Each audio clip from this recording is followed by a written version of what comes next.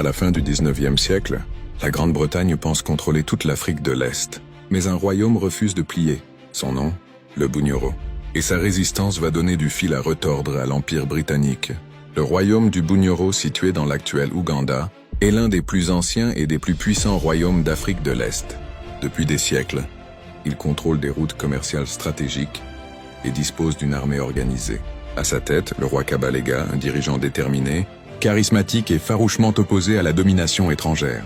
À la fin du 19e siècle, les Britanniques veulent intégrer le Bunyoro à leur protectorat d'Ouganda, mais Kabalega refuse toute soumission. Il comprend que les traités britanniques sont souvent des pièges. Alors il choisit une autre voie, la résistance. Le royaume du Bunyoro mène une guerre longue et difficile contre les Britanniques. Kabalega utilise des tactiques de guérilla, connaît parfaitement le terrain et bénéficie du soutien de son peuple. Pendant des années, les forces britanniques subissent des attaques, des embuscades et une résistance constante. Le Bunyoro devient l'un des royaumes les plus difficiles à soumettre en Afrique de l'Est. Finalement, Kabalega est capturé et exilé. Le Bunyoro est affaibli et perd une grande partie de son territoire. Mais la résistance du royaume laisse une trace profonde dans l'histoire africaine.